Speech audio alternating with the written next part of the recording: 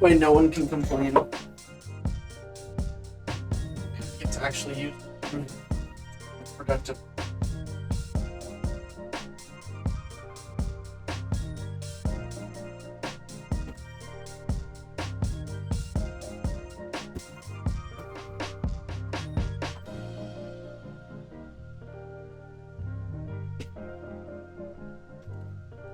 Perfecto.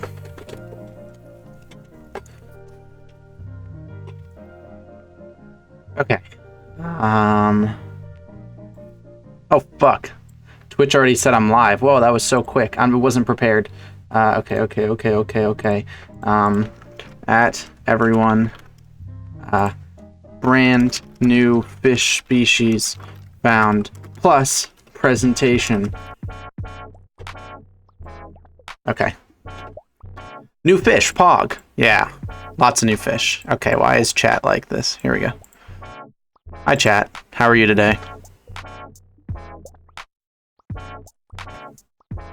You saved me from a flat earth stream? You know you don't have to watch streams, right? If someone's doing a flat earth stream, you can ignore that. You don't have to watch that. What's up?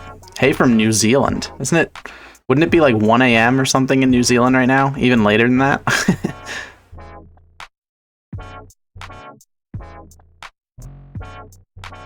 Hi, everyone. In Debate Club, debating whether colonization was worth it or not in the end? Jesus fucking Christ, who cares? No, obviously no. How can anyone that's crazy. How can anyone debate that? I'm good, how are you guys? New Zealand is almost AM right now? Okay, it's not that late then. Hey look, it's Greeny. What's up, Bowling Alley? Yeah, I don't know how that's a debate. That's fucking crazy.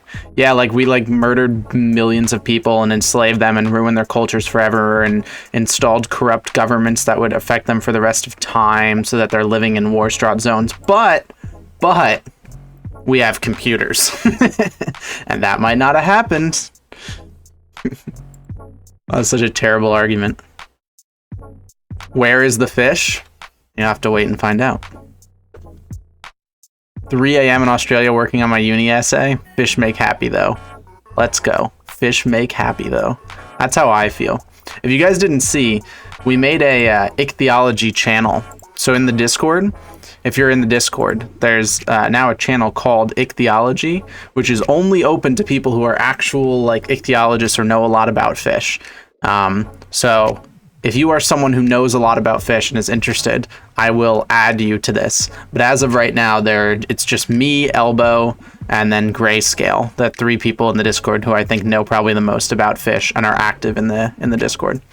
But if you know a lot about fish and you're interested, let me know, and I will add you, because we are having very interesting discussions about cool stuff. One of those discussions led to one of the presentations that we're doing today. What counts as knowing a lot about fish? Being able to hold your own in a scientific discussion related to fish. Obviously, you're not going to know today, what I brought up was tessellated darters versus Johnny darters. And it's people aren't necessarily going to know that, but you have to have that background knowledge so that if you do research and look it up, then you will be able to understand what you're reading, right? Like if I send you a paper, you have to be able to understand it. I am a water quality scientist. I mean, if we ever have a discussion related to water quality, I'll hit you up. If we watch your entire education series, can we get in? Probably not. I don't think that would quite qualify you. You have to know how to read a scientific paper, because we're basically sending each other's papers back and forth and reading about the things. You've caught darters on hooks. That's close to being I mean, no, it's not close to being qualified, but darters are cool. Someone who doesn't know much about fish can't see the channel. They can. Everyone can see this channel. Everyone in the Discord can see this. It is public. You just can't type in it. Only us 3 can type in it. So you are able to learn from everything that we're talking about. So if you were interested in this discussion, you would be able to read through this channel and see everything. Just can't necessarily participate because there's a lot of fuckheads in the Discord that would say dumb stuff. How do I join the Discord? !Discord. It's also linked below the stream. I read scientific papers, but 9 out of 10 it's dinosaur related. Do they genetic work with dinosaurs, or is it all like morphology and bone stuff? Because a lot of the stuff that we look at is genetic work. So if you do like PCR with dinosaurs, then theoretically possible. What's up, Armored Aussie? Thank you. 2 months. Let's go. I rarely see multiple monthers. I feel like I get a lot of 1 month subs and then they never resub. You found fish scales while searching for crayfish? Can you take a high, like, macro image and send them to me? I would love to see. If possible, if you have like a magnifying glass or something and a light. We can determine the type of scale as an exercise on stream to test you guys if you watched my external anatomy stream and learned about the types of scales. I want a freshwater fish Kahoot. Wow. What fish is best fish? Coelacanth. Though I've become, I will say, my favorite fish has started leaning. You know, I was definitely a coelacanth man for a long time, but I'm starting to lean towards some freshwater fish that I've been working with lately, because I've been working with freshwater fish a lot lately. Do you know that there's a coelacanth Yu-Gi-Oh card? Yeah, there's also a coelacanth Pokemon. New fish dropped? Lots of new fish just dropped. Well, when I say just, I don't mean just, but new fish did drop. Krusty sent me the image. Oh, Jesus. That's more than one scale. Look at this.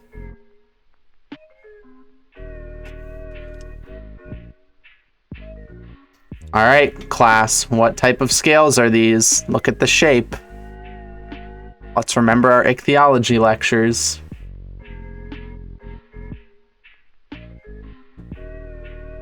Are they serrated? I don't see teeth on the edges, so they're not serrated. That's an interesting note. They look circular to me for the most part. They're not totally even because I think they're deteriorated, but they're circular. So what do we call the circular scales?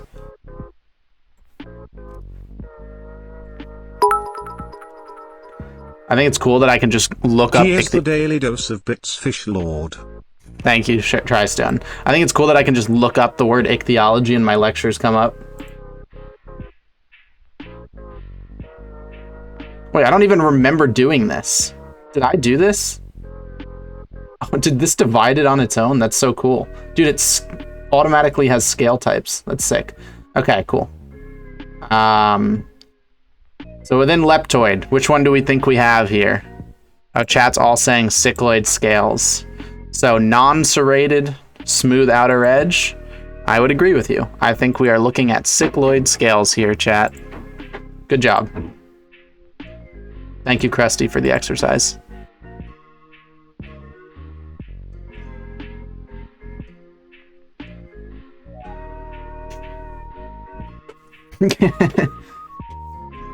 How do you feel about leafy sea dragons? Just fancy seahorses.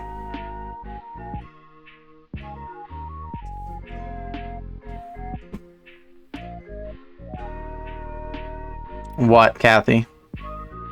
We're gonna start presentation in a minute, but I'm curious what Kathy has to say.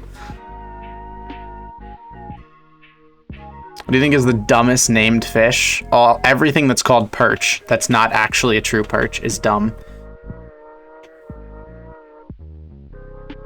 Actually, no, that's not true, because perch sort of means like the way that they sit on the bottom, you know, they perch themselves on the bottom.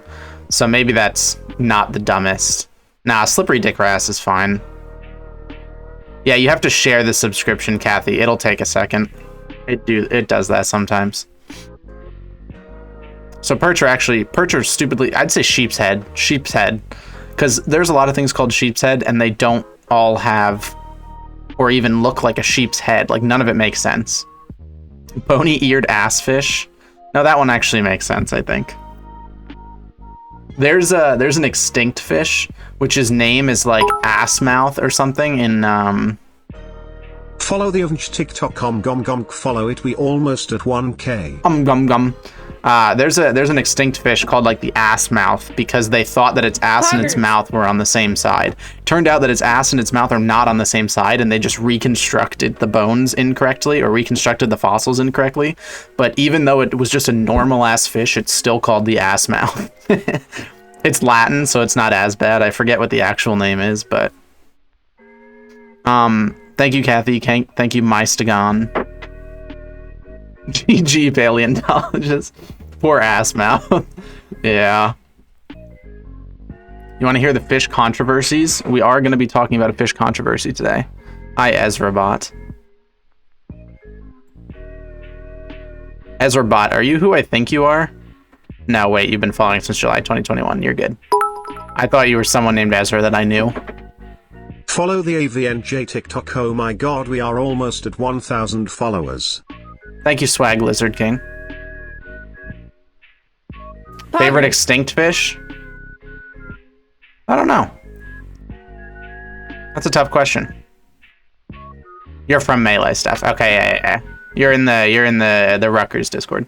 Okay. You're not who I thought you were. There's another person named Ezra, or who goes by Ezra Online, who also goes to Rutgers, that I play shogi with.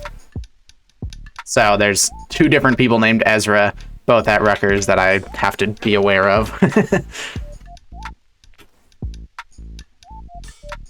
You basically can't change scientific names? Well, that's not true. We change scientific names in taxonomy all the time.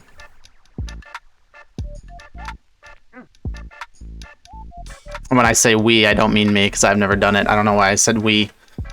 I refer to all of science. We must do battle to find the true Ezra. Okay, well, he doesn't play Melee and you don't play Shogi, so you guys will have to pick an in-between. Angie, you've been playing Shogi? Why are you not playing against me? Are you on Live Shogi? What is your least favorite fish? I don't even know what that was, but thank you. Least favorite fish is seahorse. That's so easy. I heard a noise and got a thing, but I didn't get a notification. What was that? Was that like an alert that didn't go through or something? We all know that? Okay, one that that you don't know. Goldfish. I really hate goldfish. Common goldfish, Crassia serratus, domestic goldfish.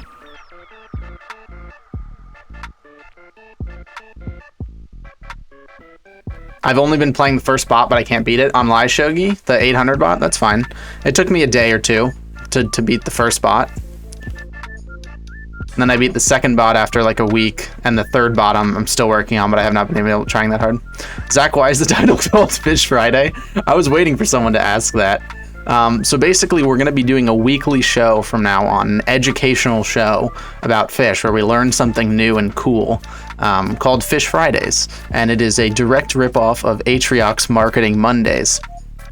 However, I can't guarantee that I can always do Fridays. So it is called Fish Fridays, but we're going to have to rearrange how we call these things. So today can be Fish to Friday. Or, yeah, Fish for Tuesday. Fish for Tuesday. You know? We'll figure it out. The name will stick. Dude, wrong day. Okay, but I'm really busy on Friday. Here's the problem. I would. Really busy on Friday. Oh, it's Wednesday for you? Oh, for you, it's Fish Wednesday. Fish Wednesday actually flows really well. I like Fish Wednesday. Thank you, Kazarus. Shogi is a board game similar to chess. It's basically the Japanese version of chess, but it's also infinitely more complicated because you can replay pieces that have been taken out of the game. Not to mention there's just more stuff. It's very fun. If you're interested, you should go to Live Shogi and play. If any of you play Shogi, there's a chess channel in the Discord. If any of you play Shogi, hit me up in there. I'll play with you.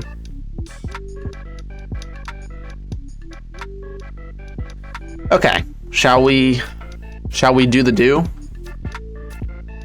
Big Shogi fan myself. Sunday has denied me like the last 5 times I've asked them to play Shogi, so I don't want to hear about it. We don't talk about Bruno. No, we don't talk about Bruno. I'm cool, I love you, Lila.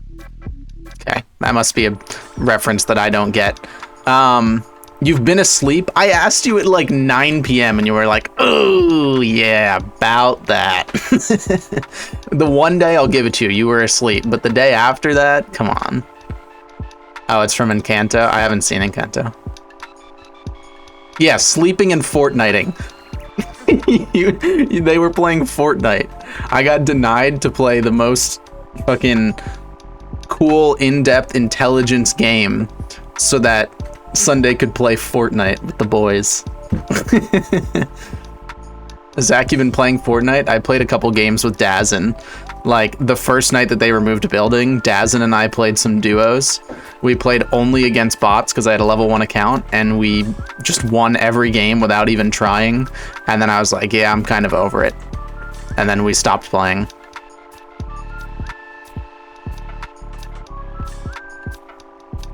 It'd probably be more fun with less bots, but the bots are so unfun, it's too easy.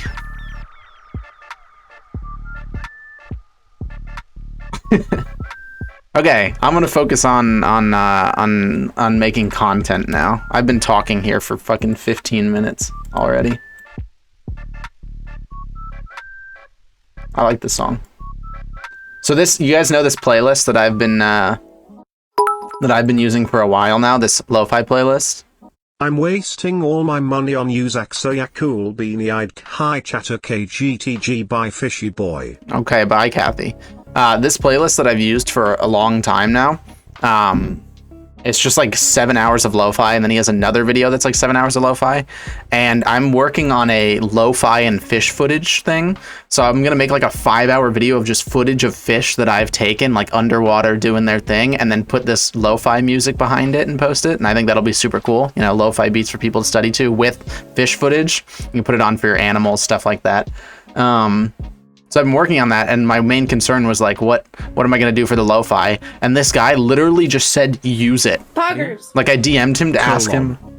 Thank you, Fish and Chips. I DM'd him to ask him, like, hey, can I, like, you know, use a few songs and I'll pay you for the rights and like give you half of like the, you know, whatever comes out of the video. And he's like, nah, no, just use it. So I basically have like 14 hours of good ass lo-fi music that I can use with cool fish footage. So I'm definitely going to be working on that. I need to take a bit more fish footage. I don't have a lot with me right now, but I got my, here, one sec.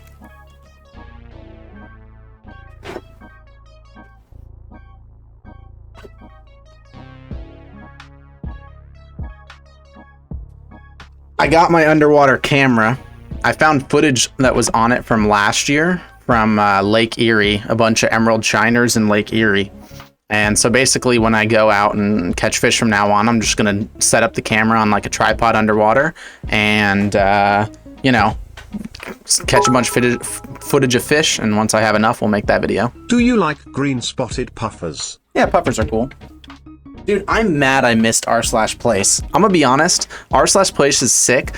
I forgot that I have a community. Like, I was watching r/place and I was like, yeah, it would be cool to like have something on there like related to me, but I don't have the, you know, like, how would I accomplish that? I'm just one person. I realized after r/place ended, I have a whole fucking like 7,000 person Discord. Why did, and I could load up stream. Why did we not do something on r/place? We so could have set up like an AVNJ or drawn a fish or something. So would have been so easy. It's crazy that we didn't do it. I just totally forgot. So if r/place happens again, please remind me that I have an audience and we can do something. Okay. Let me get to, what should we do first? Should we do my presentation or should we do new fish species?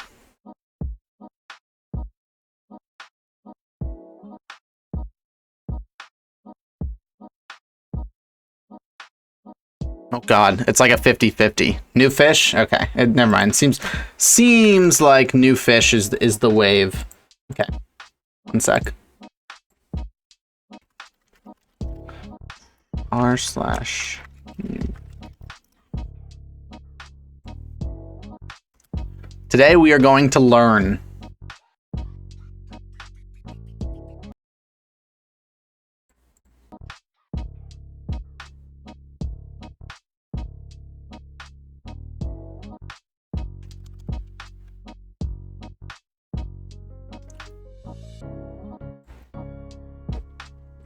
Okay. So, we are beginning Fish Fridays, a weekly event where we learn new stuff about fish. And I thought, what better way to learn some new stuff about fish than to check in with all the new fish that have been discovered this year. Basically, we're going to look at every new fish that has been discovered and described this past year.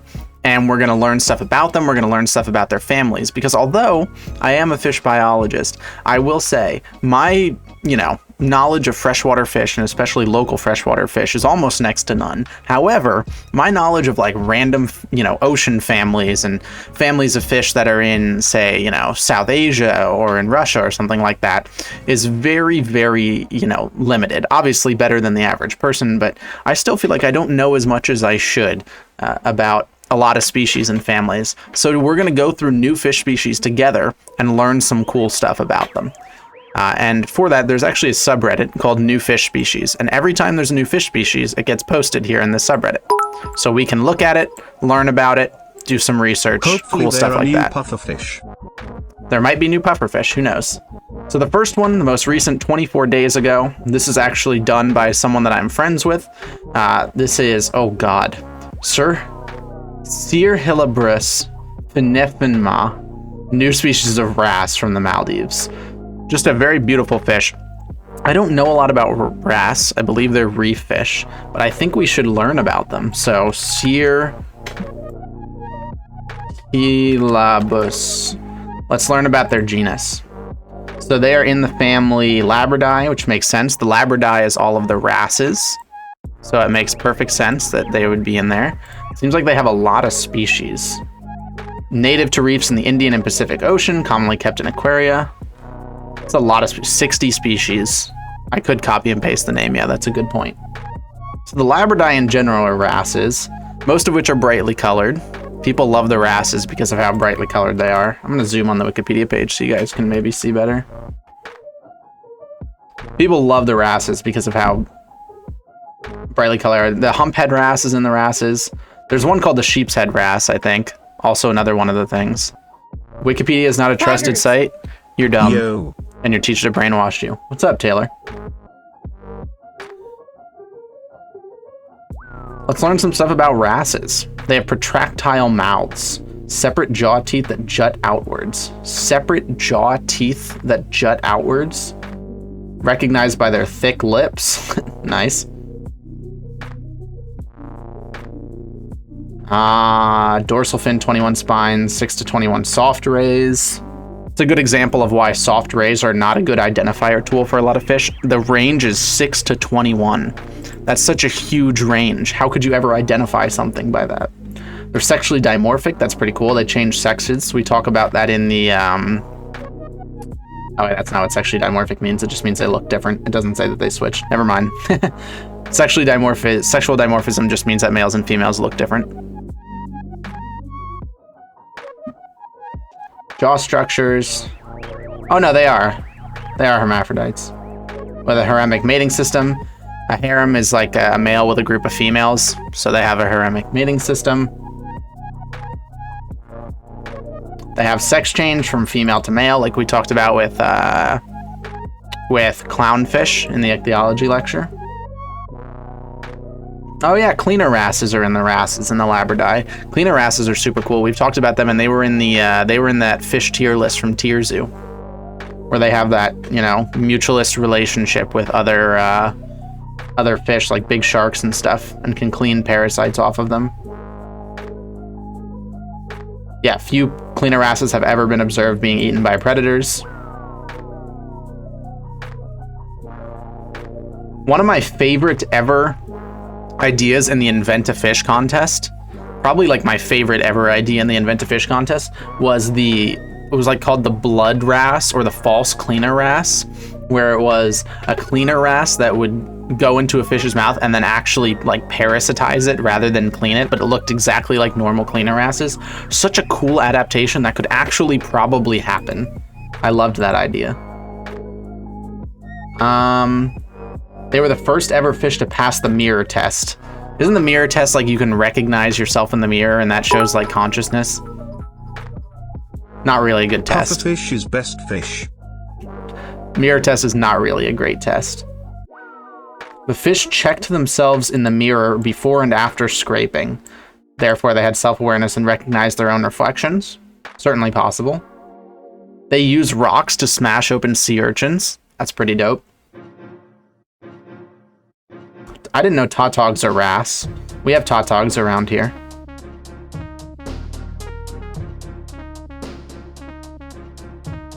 "338 parasite species from just 127 wrasses." It's pretty cool. And look at their diversity. Pretty dope. I am a big wrasse fan.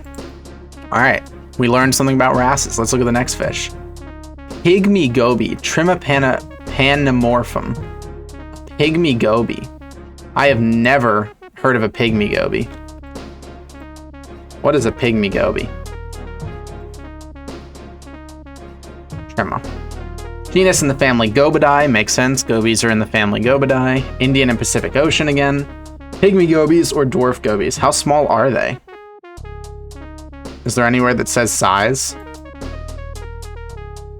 Can reach a length of 0.98 inches, 2.5 centimeters. Jesus, less than an inch long. Trying to like conceptualize. That is a small ass fish. And that's max size. Candy cane pygmy goby.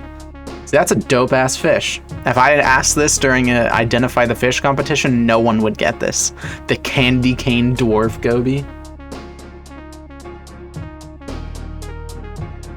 Seems like there's a lot, but not really well described. Yeah, there's 98 pygmy gobies, but they're not well described. Look at how much. So if they're red on Wikipedia, that means that there's no Wikipedia page for them. Like if I click this, it doesn't go anywhere. But if there's blue, it means they have a Wikipedia page. So of the 98 species of pygmy goby, what, 3 or 5? 5 of them have Wikipedia pages. So there are 93 species of pygmy gobies that don't have Wikipedia pages, you know, with things describing about them, which means they've probably only ever been described in a paper in, you know, one of these references. So if you're ever interested in doing like Wikipedia work and contributing to ichthyology, you could probably read some of these papers and then make pages for a lot of these fish easily. I've done that same thing with extinct fish. It'd be pretty cool. You could basically just fill this in and make pygmy gobies heard of. Have you heard of the sexy shrimp? Yes, it's real. I have heard of the sexy shrimp. Gobies in general are one of the largest families, 2,000 species. I know they're mostly small. Yeah, there's a lot of gobies. That just looks like a darter. A racer goby. Yeah, they're in marine, freshwater, brackish. Gobies are pretty much everywhere, though in a lot of places they're like highly invasive and disturb ecosystems, where like freshwater gobies disturb darter ecosystems. I know that much. Darters versus sculpins versus gobies get me sometimes with identification. Like, you can't tell me this doesn't just look like a darter. I would see this at first and think it's a darter. And then if it wasn't a darter, I'd probably guess sculpin next. I know it's something about their fused pelvic fins that distinguishes them. Or pectoral fins, but I don't actually know the difference. They have burrow construction. They have kleptogamy.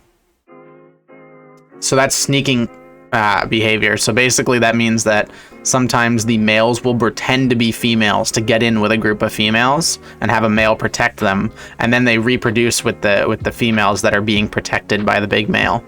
So basically there's a whole evolutionary line of these fish that pretend to be females so that they can get in with the females. Called sneaking. They have sex change as well.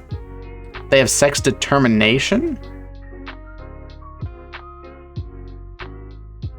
It's interesting. So they can determine their sex based on the conditions, what's needed.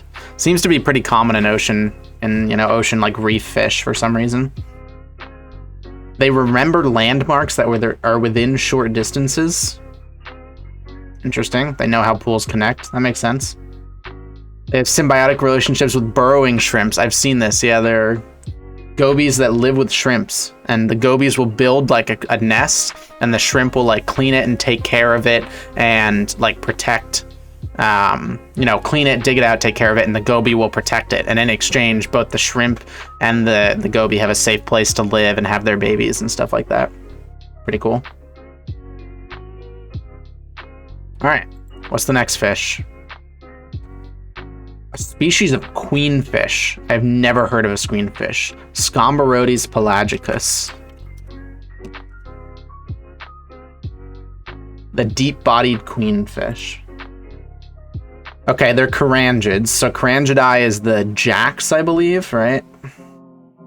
Jacks, pompanos, jack mackerels, scads, runners. There's only 5 species in this genus. They're pretty interesting looking. I guess that one's particularly deep-bodied. Makes sense.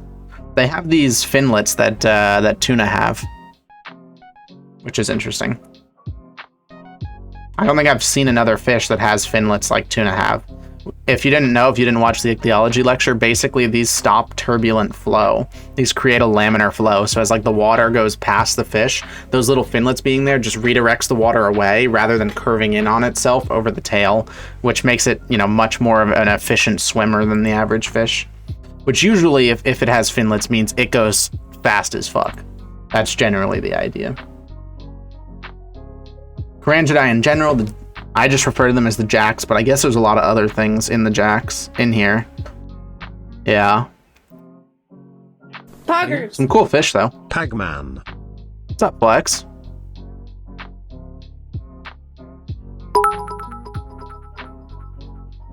This looks so different than the rest. This is cool and all, but is it as cool as the largest species of electric eel hunting in groups? No.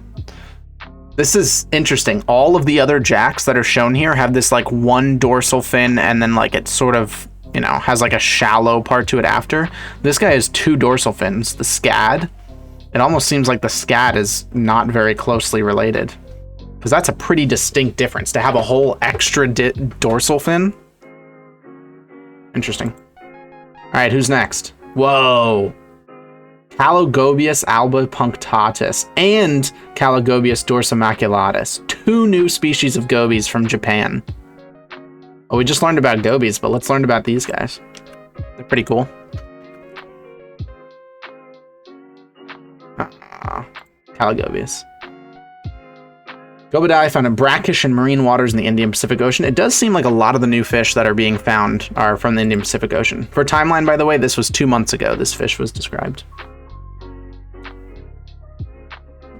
There are probably over 40 species. Look at this. This is another genus that if you wanted to be someone who would fill in, contribute to scientific knowledge for the rest of time, you could probably read some of these papers on the Calogobius species and fill in all of this. There's only one, Calogobius clarkii, is the only one that is actually... Oh wait, it doesn't even have a description. This just links back to Calogobius.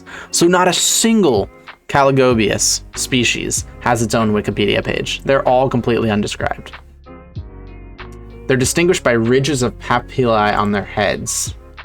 I'm not going to see that in that, am I? Can I see it in this? Oh yeah, look at this. See this? So I guess they have this, but other gobies don't. And that's how you can tell that it's in the genus Calogobius. These little chuk chuk coming out of their heads. Interesting. Whoa. Deep sea batfish. Haliotopsis marai. Oh, there's 4 new deep sea batfish. That is a weird looking fish.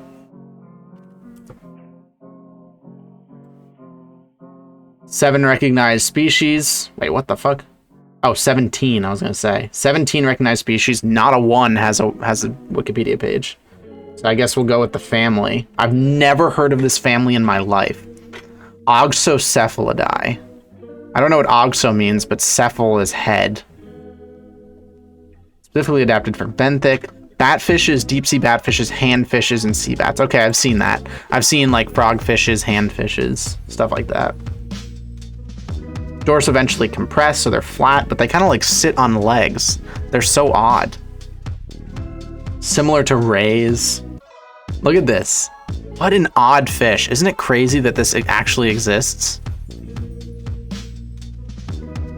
So they're characterized by the fact that the dorsal eventually compressed. Largest members are about 20 inches. Not bad. 75 species in the oceans and tropical seas around the world. But then there's deep sea ones that are even more flat. And it makes sense that something like this would be fine in the deep sea, Because the main issue with living in the deep sea, like, yeah, if you go far down enough, there's not a lot of food. But the main issue with living in the deep sea is pressure. And so flat bodies are just better at dealing with pressure.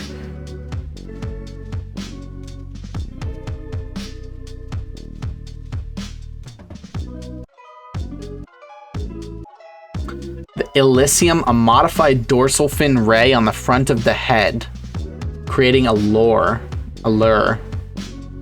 Oh, so like the anglerfish has, it's a modified dorsal fin on the front of the head. Did you know that? Apparently the thing on the front of an anglerfish's head that they dangle is a modified dorsal fin, which I didn't know. And some of these guys have that as well. Exceptionally, they may enter river estuaries. Interesting. All right, what's next? 4 months ago. What in the crap is this? Biden ichthyes? Please don't tell me it's named after Joe Biden. Okamatoi. Please don't tell me it's named after Joe Biden. It's 4 months ago, so it's very possible. Biden ichthyes Okamatoi. Genus Biden ichthyes. Viviparous brotulas. What does that mean? What is a viviparous? Viviparous, sorry. Viviparous brotilus. I know what viviparous means. What is a brotilus? So if you don't know, viviparous means like vive means like live, live in a lot of languages. Yeah, like vivre or vive, and that just means live birth. Whereas oviparous means they give, you know, they release eggs. But I don't know what a brotilus is. I'll have to look at that. There are 3 recognized species of Biden ichthyes. Okay, wait, we're good. This one was described in 1876. Unless they predicted the life of Joe Biden in I mean, then again, it could have been moved to this genus afterwards. When was Biden ichthyes created? Okay, this paper, Species of Biden ichthyes, is from 2012. Biden ichthyes from 2021. 1999. Does it mention it? Oh, fuck. 2012. Okay, so I think we're okay. It says who named it up at the top.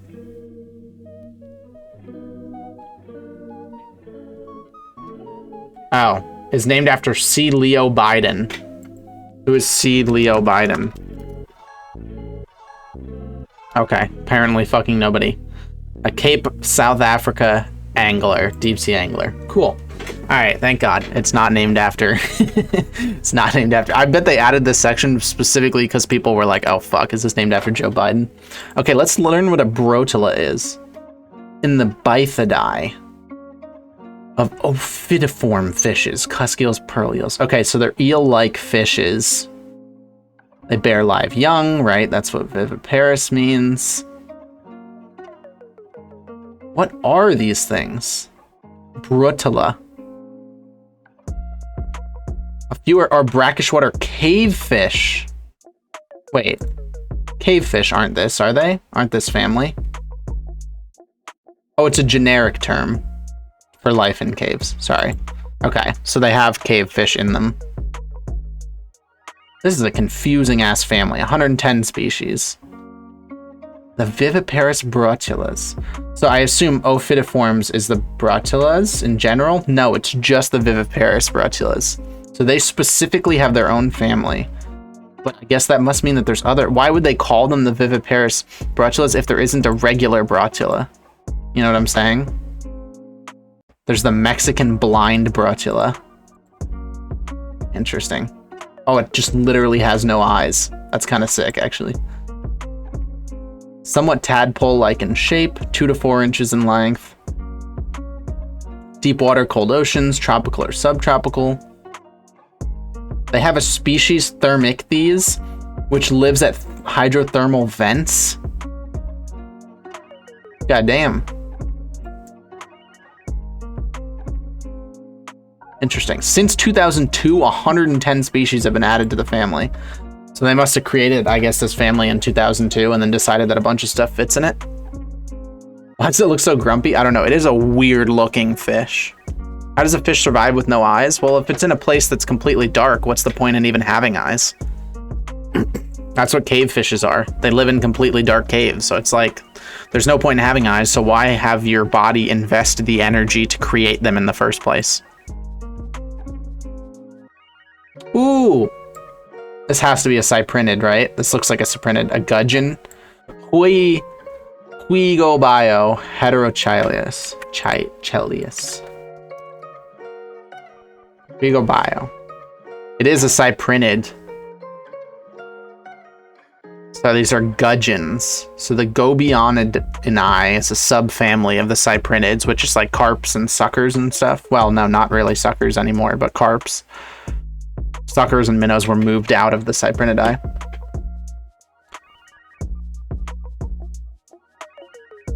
Wow, there's a lot of stuff. Gudgeon. What does gudgeon mean, though? That's my question. What does gudgeon mean? Okay, well, that's really not what I was looking for. Gudgeon fish. Common name for small freshwater fish of Butidae, Cyprinidae, Elytridae, I have 4 different families. 3 of them I've never heard of. Butidae is a family of sleeper gobies. Okay. Elytridae is also sleeper gobies, though that doesn't look like a goby at all, but sure. And Pterolytridae, dart fishes. So dart fishes, sleeper gobies, and some carp are called gudgeons. Huh. That seems like a really I might change my name on a bad name. That's a pretty terrible name. How are these and these and these classified using the same word? Poggers. Thank you, Ellie Vatral. That's pretty bad, actually. Gudgeon is a fencing thing. Yeah, what is gudgeon? Let's actually learn what the word means. Because now I'm curious. We looked it up. A socket-like fitting attached to one component to enable a pivoting or hinging connection. Where the fuck do you see that? How did we get here? Ah, whatever. What's next? Salmobaliki. Damn, a new species of trout? New trout just dropped? Why did I copy and paste the entire title? Why am I the way that I am? New trout just dropped? Salmo is like the common genus of the salmons. All European species of salmon and trout. There are some that are outside of Salmo, but this is like everything that you know. Like if you're in America, let's see. Wow, there's a lot more trout species. Jesus, I did not know there were this many trout species. I have brown trout, lake trout, Atlantic salmon. We have those. I did not realize there were so many species of trout and salmon. That's pretty dope. This is all trout. Salmo. Salmonidae in general. Chars, whitefishes, graylings, taimens, lynx, salmon, trout. Big family. I did not know graylings were in with them. What is a taimen? What? This isn't a salmon? Or a trout? This literally just looks like a trout. Or a salmon. This is not a salmon. The taimens. They're closely related to specific trout and lennox. This also just looks like a trout. The Asiatic trout. So I guess they're just like geographically separated trout. Interesting. Which new fish is your favorite so far? The gudgeon. I'm always partial to anything in Cyprinidae. I love Cyprinidae and Leucissidae. So I'd probably go with the gudgeon. This guy's cute. Chromis norfolkensis and Chromis sahelensis. I've seen Chromis before. It's a genus of fish in the family Pomacentridae. Damselfish. Most damselfish in the genus. Okay, so if you know damselfish, they're usually in the genus Chromis. Oh my, there's a lot of species in Chromis. Look at this. Why do pretty ocean fish get such good representation? Look at how many of these guys have articles in comparison to some of the other guys. We looked at the batfishes. There were like 100 fish and not a single one had a Wikipedia article. These guys, like more than half have it. That's fucked up. Pomacentridae is damselfishes and clownfishes. Oh, I didn't know damselfishes and clownfishes were in the same family. Yeah, the fact that there's a subreddit for new fish species is pretty cool. If it's not pretty, fuck it, I guess. Yeah, pretty much. Hardy constitutions and territoriality. We know a lot about clownfish. We talked about how cool their, like, you know, sexual stuff is. 60% of them have a Wikipedia page, but everything else, there's like none. Yeah. That's what I'm saying. Pretty ocean fish get such special treatment. When this like first fish was released by Kai, like like a month ago, it got like national media attention because it's pretty. I mean, this is just a like, admittedly, this is a pretty fish. How many people do you think talked about this? How many people do you think talked about Scombarodes pelagicus? Probably like 3 people saw it and went, yeah, okay. Whoa. Whoa. Oh, this fish is sick. Okay, there's no way this fish wasn't looked at. I assume this one is, yeah, BC. Heros phromenis kishi. That is a dope fish. Oh, wow. Oh, they only have 2 out of all of those recognized species. It's a cool ass fish. Why do they not have more articles written about them? Look at that coloring. Wow. How many new fish species are discovered every year? Something like 15 to 20. Right now we are at 5 months ago and we've seen like 8 so far. Yeah, this fish is awesome. I've never seen this fish before. This was newly discovered, huh? Genus of gouramis. Okay, they don't really look like gouramis, but I guess it makes sense. What are its pelvic fins? Yeah, its pelvic fins are like really, I guess they have like an extended, I don't know if it's a spine or if it's a ray or what. Males are often brightly colored. Their need for soft acidic water and live food prohibits the genus from becoming popular aquarium fish. Makes sense. I was wondering why these are not in aquariums yet. So what's the family? The gourami family is Osphronemidae, which I have never heard before. I'm realizing how little I know about fish taxonomy. I thought I knew a lot. I know a lot about local, but like, I'm learning a lot about new ones, which is pretty cool. I enjoy this. Elongated feeler-like ray at the front of their pelvic fins. So it's a ray at the front of their pelvic fins. Poggers. They look shiny. Yeah. Some are mouth brooders. Oh, Siamese fighting fish are gouramis. I didn't know that. So if you've ever had a betta fish, they're actually gouramis. So they're in this family, the Osphronemidae, which is in the same family as this guy, Paris phromenis. So that's pretty cool. If you ever had a betta fish, it's more closely related to this guy than a lot of other things you could have potentially had. It's pronounced beta. What is pronounced beta? Oh, beta. It's not pronounced beta. It's pronounced betta fish. You're talking about betta fish. They're called betta fish. If it was beta, it would have 1 T. Its proper pronunciation is betta. Sorry. Stickleback. We have sticklebacks around here. It's a freshwater fish. I love sticklebacks. Why did I copy the whole title? Again, why do I keep doing this? Pungitius modestus. Sticklebacks. So if you don't know, sticklebacks are super weird looking. They're like tiny little fish. They're caudal peduncle, so like the part where their tail fin connects to the rest of their body is so thin and tiny. And then they have spines on their back, and they're basically named by how many spines they have on their back. So their family's Gasterostidae, which is stomach bone, bony stomach. And they're mostly named by how many spines they have. Where's the species?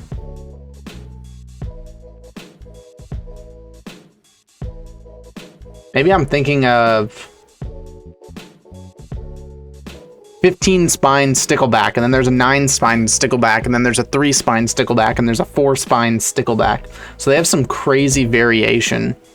But you can see like the one easy thing they all have in common, that tail shape, that tail fin shape, and then the fact that it's so thin. Like I can instantly tell that something's a stickleback because look at how thin this caudal peduncle is, right? Like right before it reaches the tail, it's so thin. So they're so easy to tell. And this guy, you can even clearly see the spines. Hi, left face. How are you doing? All right. New species of Anthias from Easter Island. I've never heard of Anthias. Pseudoanthias or Pseudoanthias, a genus of colorful reef fishes in the family Anthini, part of the family Serranidae, groupers and sea basses. Okay, so they're in with the true basses and groupers. I've never heard of them. What are the Anthini? Do they have a name? They're just called Anthias. I have never heard of an Anthia. I loved learning about Gasterosidae in my class, especially since they're easy to identify. Yeah, Gasterosidae are so easy.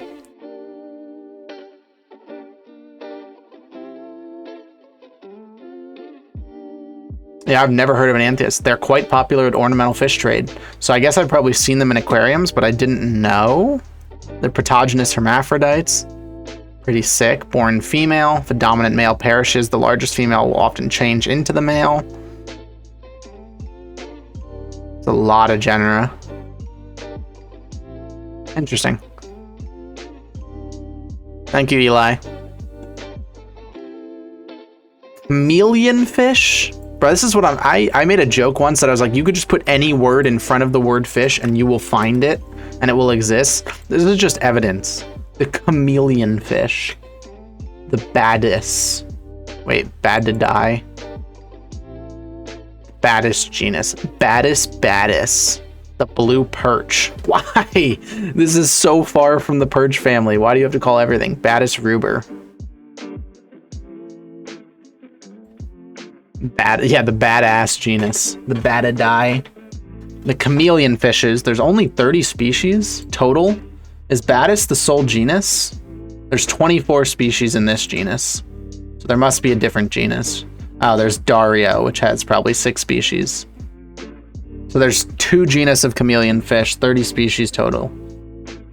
Dario doesn't exceed 1 inch. But it's so detailed. That thing doesn't get bigger than an inch. That's so fucking goddamn.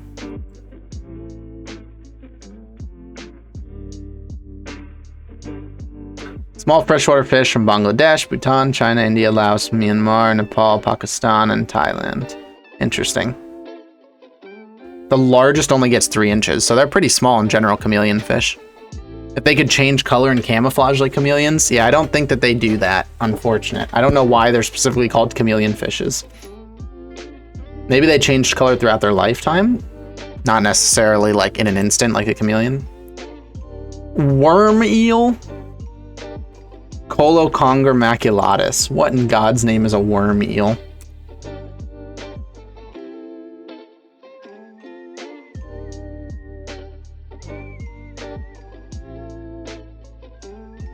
Are there fish that can change color? Yeah, there are. But it's not like drastic like squid and octopus or whatever, where they can just instantly adjust everything. But they're fish that can adjust their chromatophores. Short tail eels or worm eels. Oh, they are true eels. Yeah, they're in the angelliform. So they are true eels. Colocongridae is a family I've never heard of.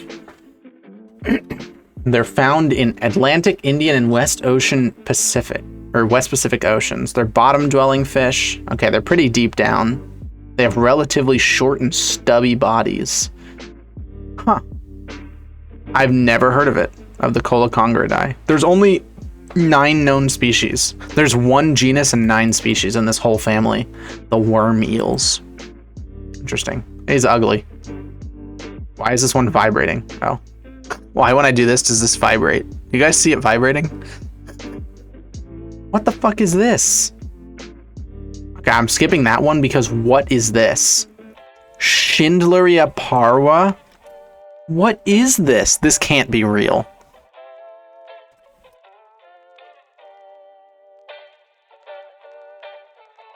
They're actually fish? They're called infant fishes. They retain their larval characteristics. They reach a max length of about 1 inch. Smaller than the dwarf gobies. The world's dwarf gobies. The new smallest known vertebrate, the stout infant fish. Well, can we get a picture? Like...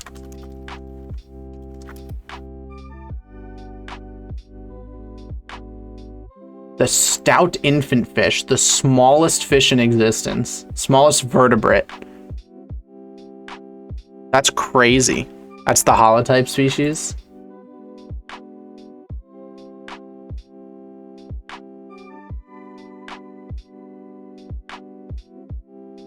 That's so cool.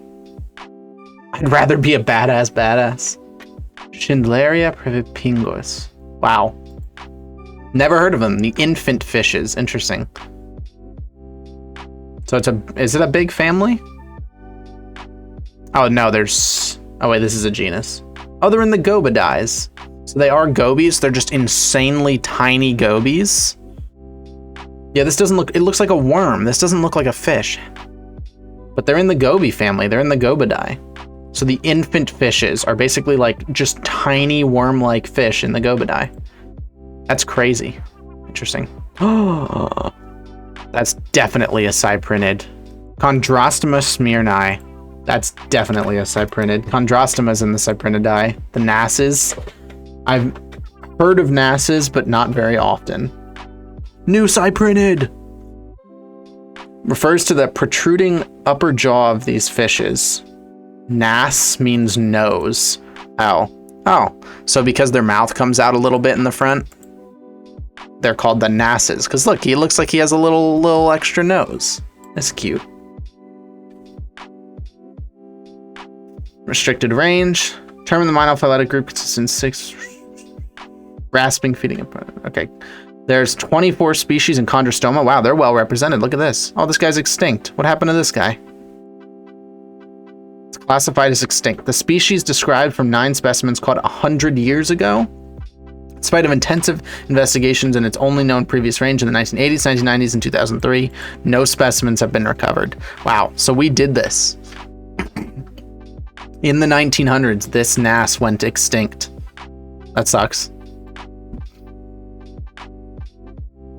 NAS are pretty cool.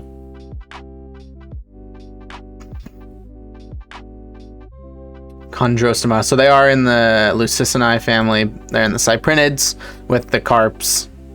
Does not include the true minnows. Someone should edit this and say that it no longer includes the true minnows. Someone needs to fix that.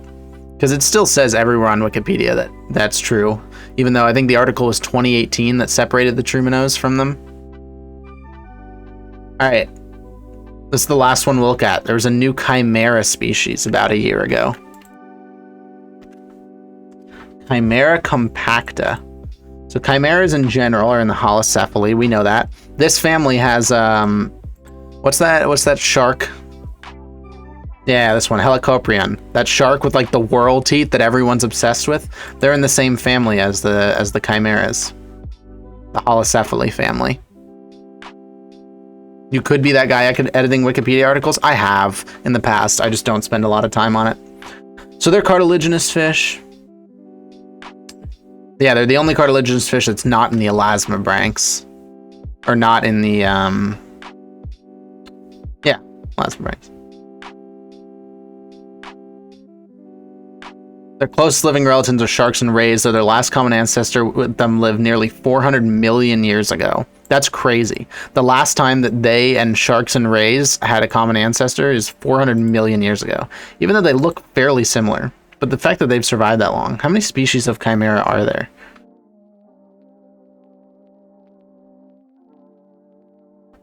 There are 50 extant species. That's a lot, actually. I did not know that there were 50 species of chimera out there. Okay, so they're doing pretty good. Yeah, it must just be a good evolution for survival. Dude, they are kind of creepy, though. Like, look at this shit. I won't lie and say they're not creepy. Pretty cool, though. All right. Thanks. Shall we? Where'd it go? Oh. Shall we do the presentation now? We learned about all of the new fish from this year. Lots of new fun stuff, and I got to learn about families I would have never heard of. I don't remember how many I remember. Chat, name one family that we just learned about. I remember Gobiidae, Oncocephalidae.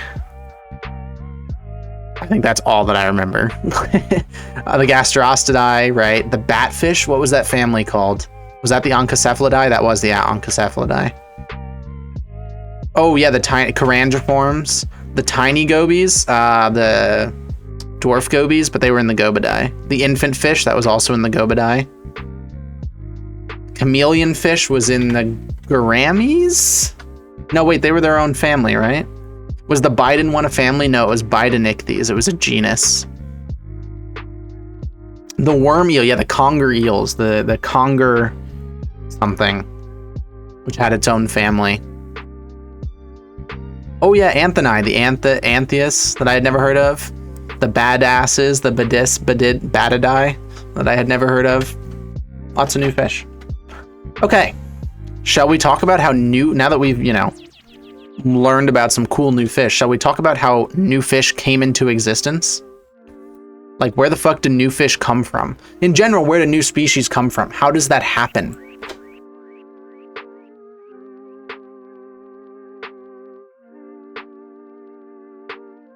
I welcome you. So, these are two different fish. The one in the top right was caught by me here in New Jersey. All right. The one in the bottom left was caught in North Carolina by someone in my Discord. All right. These are the same fish, or maybe not. So what we're going to talk about is how new species come into existence, because we are in the process of witnessing the creation of a new species going on right now in your lifetime. I mean, lots of new species are coming into existence, but this is one really cool specific example. So what are these? This here is a tessellated darter, okay? And this in the bottom left is a Johnny darter. As of right now, science says that they are different species, but it's kind of debated, right? So they were once subspecies, which means they were in the same species, and nowadays they're considered two distinct species. So if you don't know what that is, don't worry. So what is a subspecies? A subspecies just means that you have two fish which could be classified as species, but they don't actually reproduce together for one reason or another. And when I tell you these definitions, you need to understand that they are extremely loose. Like, the definition of a species and the definition of a subspecies is so debated that it's really hard to come up with something that incorporates everything. So in general, a species is something that can create viable offspring. So it can have babies, and those babies can have babies, right? So if two fish can have babies and those babies are still able to have babies, those are considered the same species, okay? However, sometimes you have two things that could breed, they just don't, so they might be too far away, or maybe for some reason they've developed different mating patterns, they have a different preference, so they never actually end up breeding. And that's when you have subspecies, because they technically are the same species. They could interbreed and create viable offspring, they just don't. All right, and that's what we used to consider these guys, the tessellated and the Johnny darter. Nowadays, we actually consider them their own species, but how much sense does that definition actually make? So first of all, how do you tell the difference, right? So what are we looking at here? Is this a tessellated darter or is this a Johnny darter? You guys guess in chat. Do you think this is a tessellated darter or a Johnny darter? For reference, the top right is a tessellated, the bottom left is a Johnny darter. Take a guess. Let's see if anyone from chat can get it correct. All right, Johnny, Tesla. Okay, it's tessellated. Johnny. 5 guesses for Johnny. 6 Johnny. Johnson tessellated. We can't see the tail. Here you go. Hybrid, both. Johnny tessellated. Interesting. Okay. So according to chat, about 80% of chat said that this is a Johnny darter. A couple of you guys said tessellated, and a couple of you guys said that it is a hybrid between the two of them. Johnny is the obvious answer, says Gojira. Okay.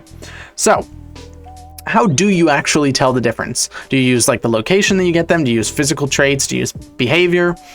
Well, as you can see, I am actually the leading observer of tessellated darters in the world. This is the list of people who have observed tessellated darters in the wild and put them on iNaturalist, and you'll see myself at the top.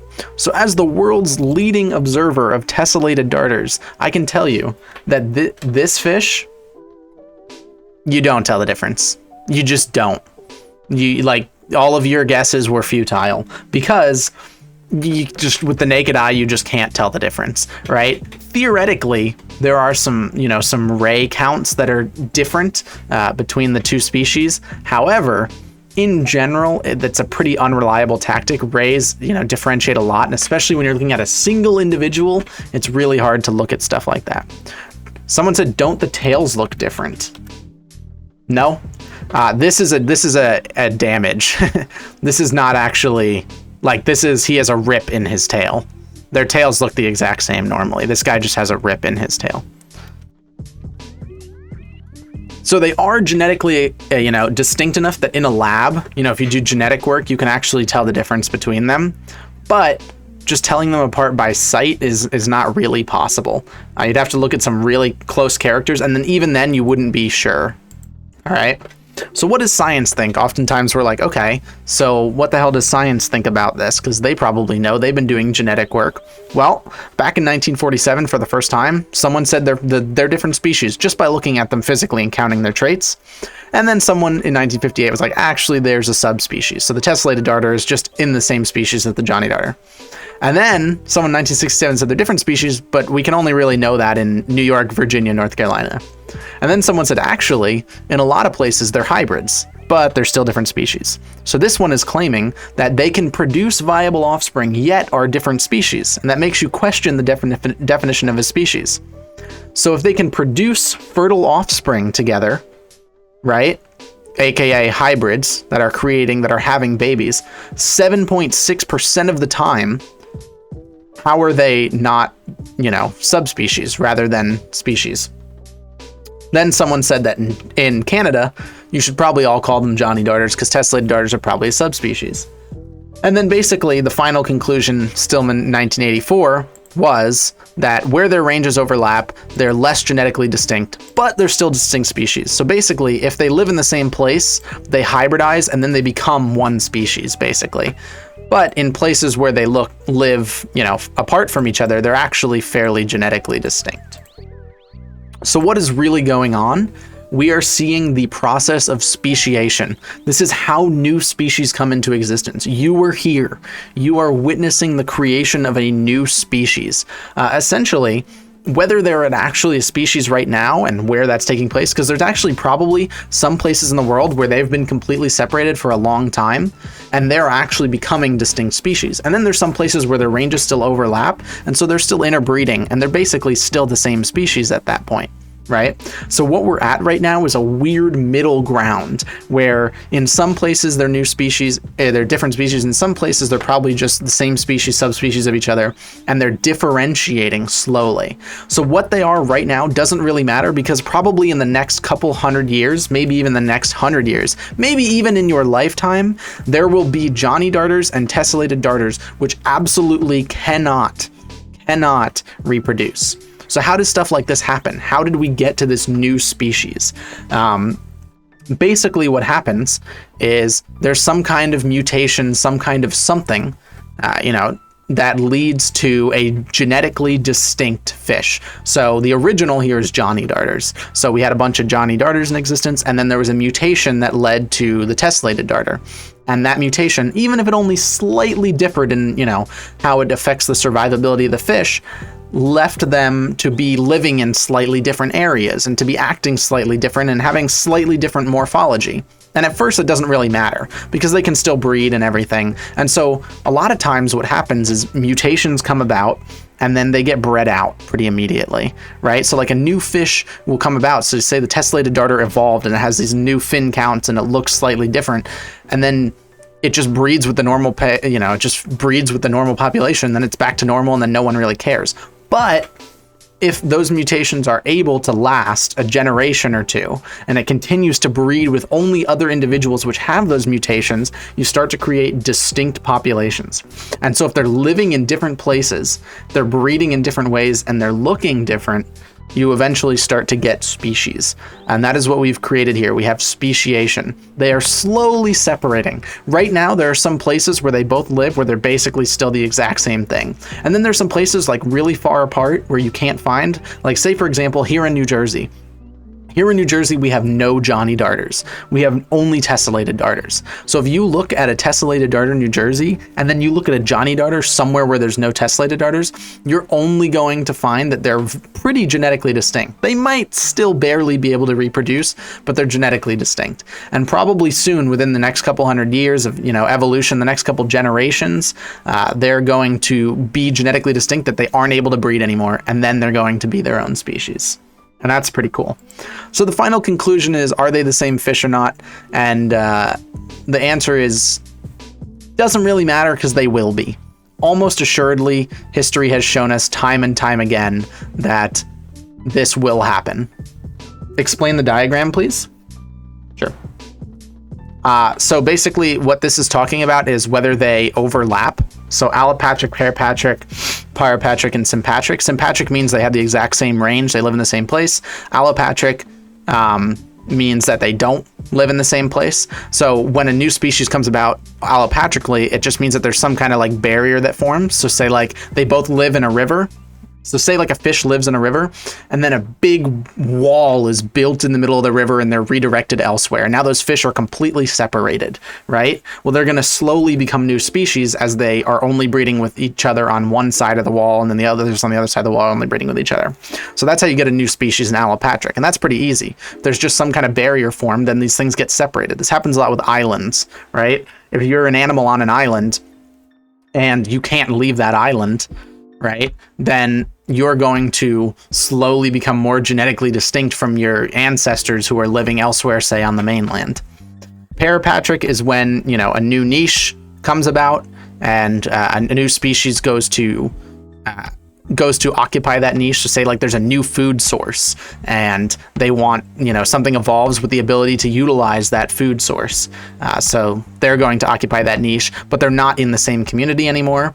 Then there's also occupying that niche, but in the same community, which is parapatric. And then sympatric is they're in the exact same spot. They live in the same space, and there's some sort of, genetic mutation that causes them to not be able to interbreed. Some stuff that happens like this is sometimes there's a mutation in behavior. So if you guys didn't know, animals are really specific about how they breed. They have like breeding techniques, and they have, behavior and stuff like that.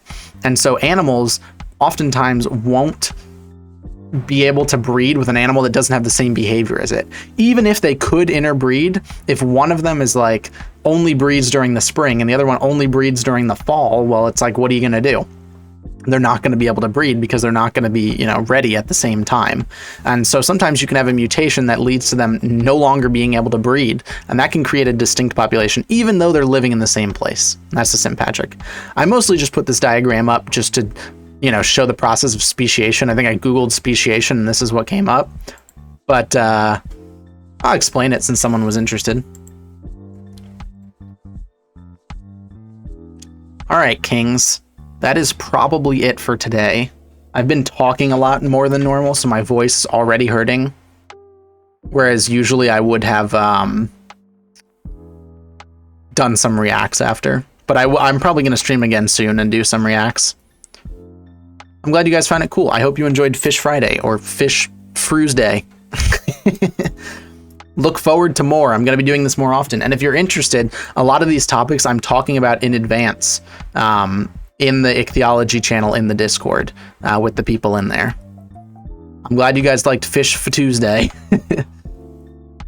Yeah, these will be videos, so if you missed it, don't worry. Okay. Have a good day, everyone.